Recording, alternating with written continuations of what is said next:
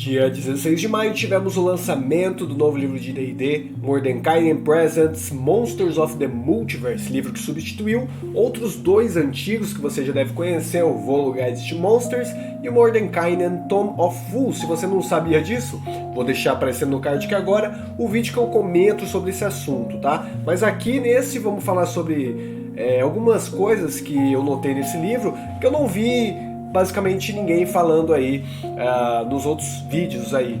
Se você não me conhece, eu sou Strongholder. Se você caiu de paraquedas aqui, se inscreve nessa merda pra você ajudar aí o criador de conteúdo BR.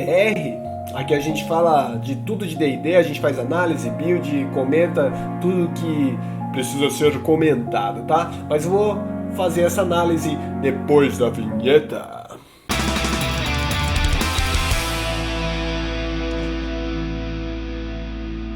Certo, então, seguinte, né? Já começando, o que esse livro trouxe pra gente? A gente já teve alguns spoilers, né? Como, por exemplo, as 33 raças jogáveis, que eu até fiz um vídeo comentando dessas 33 raças, né? Temos mais de 250 criaturas diferentes e NPCs, né? Dos outros dois livros, que é o Mordenkainen Tome of Fools e o Volo Guide to Monsters. Esse é um compilado dos dois livros com mudança de lore. E finalmente, né, tivemos a oficialização de outras raças jogáveis, como settings de campanha diferentes ou outras aventuras, como por exemplo lá do Turtle Package, veio do Príncipes do Apocalipse, ou de outros settings, né, que eram de Magic the Gathering, como Teros, ou então de Eberron, que é outro setting de campanha. Então tudo foi oficializado em um compilado, fora as raças dos outros dois livros, foi tudo compilado com o objetivo de ser algo universal para qualquer set de campanha, seja Forgotten Realms ou qualquer outra coisa, homebrew aí que você joga, no seu mundo, por exemplo, né? E a Wizards mudou muita lore das coisas que tinham nesses outros dois livros. O livro traz menos do que uma raça faz ou deixa de fazer em um mundo específico ou sobre seu alinhamento em geral, mas ele sim traz tudo como características universais da criatura, para você utilizar no seu set de campanha com muito mais facilidade para moldar, por exemplo. Vou usar de exemplo os goblinoides. Na primeira edição, a gente sabe que o deus Maglubiet foi quem criou ali, unificou todas as raças goblinoides, né? Os goblins, hobgoblins, bugursos. Já aqui no Monsters of the Multiverse já é mudada toda essa lore. Agora os goblinoides, eles são criaturas que vieram de Faéria, são criaturas com ancestralidade faérica. Maglubiet não é mais a divindade que criou os goblinoides. Foi sim só um dos deuses tiranos que escravizou essa raça, se é que a gente pode dizer isso. Inclusive, a gente vai ver muito mais sobre isso em Spelljammer, por exemplo. A gente está acostumado a ver os Mind Flayers, os Beholders como criaturas inteiramente malignas, e eu acredito que em Spelljammer a gente vai ver eles como criaturas benignas, criaturas amigáveis às vezes. Tem algumas aventuras que já tem Beholders e Mind Flayers sendo amigáveis. Eu não vou dar spoiler aqui de qual aventura é, mas se você jogar as aventuras oficiais da Wizards, você vai se deparar com isso. Me diz aí se você já encontrou, por exemplo, algum NPC dessas duas raças amigável. Então, a partir do Monsters do Multiverse, a gente vai ver nessa nova atualização do Dungeons & Dragons que as criaturas vão ter muito menos foco no seu alinhamento universal, não vai existir mais isso, mas sim como características gerais que possam ser usadas em qualquer multiverso. Vamos falar sobre as mecânicas agora, sobre as raças mais específico, né? Tem alguns pontos que são muito importantes para a gente ver o que a Wizards vai fazer na 5.5, né? Se é que a gente vai chamar assim. Alguns pontos, né, que a gente já sabia que ia ter, é que, assim como no livro do Tasha já introduziu pra gente, os pontos de habilidade agora são customizáveis. Então nenhuma raça pode esperar que o novo Player's Handbook não vai ter as raças lá, mais 1 de Constituição, mais 2 de Força. Você vai escolher 1 mais 2, 1 mais 1 ou 3 mais 1. Vai ser basicamente isso a 5.5, né? Qualquer raça. As features raciais agora não se recuperam com descanso curto, agora elas são uma vez por dia, ou seus usos são conforme o seu bônus de proficiência. A sensibilidade à luz foi totalmente removida, então se você gosta de jogar de Drow, por exemplo, fica esperto aí que no livro do jogador o Drow não vai ter mais a sensibilidade à luz. Mas é claro que monstros ainda têm essa sensibilidade. Raças com opções de ataque desarmado agora dão 1d6 mais um modificador de força. Tinha algumas que davam um D4, agora não tem mais nenhuma, o mínimo é um D6. Nesse livro, se eu não me engano, eu vi nenhuma que seja mais do que um D6. Se você notar, por favor, deixe nos comentários aí.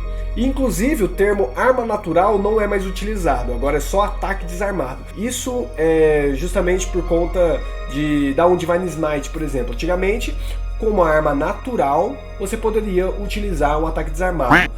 Agora, essas armas naturais não são mais armas naturais, são opções de ataque desarmado. Então não existe mais o termo arma natural. Então a partir de agora você não pode usar o Minotauro para dar Divine Smite com o chifre, isso não é mais possível agora. Todas as raças ganham um idioma comum e outro da sua escolha. Todas as raças têm um mínimo de 30 pés de movimento, que são 9 metros, né? Então nenhuma raça dá 25, como por exemplo o Halfling, o Gnomo, o mínimo é 30 pés de movimento. Nenhuma raça mais concede proficiência em armas ou armaduras naturalmente, a não ser por meios mágicos. Tínhamos, por exemplo, os Duergar, os Hobgoblins, eles ganhavam proficiência em armas simplesmente. Os Githyanks ganhavam proficiência com armaduras leves e médias, agora eles não ganham mais. Agora só existe traços mágicos que te permitem proficiência, inclusive que é agora o dos elfos, que é o novo transe, que espero que vai vir para os elfos tradicionais do Player's Handbook também, e os Githyank. Agora os Githyank, antes que ganhavam algumas proficiências em armas específicas e armaduras leves e médias, agora não. Agora eles têm uma feature psionica que dá proficiência em uma arma que ele escolher, por exemplo. As sub-raças, inclusive, foram extintas. Agora, quando você cria o seu personagem, ou quando você chega a um certo nível, você escolhe features de uma lista. Então você pode customizar muito mais, é muito maneiro isso. Qualquer feature que usava uma habilidade específica, agora pode ser usada com a que você escolher quando você cria o seu personagem. Por exemplo, a raça das fadas.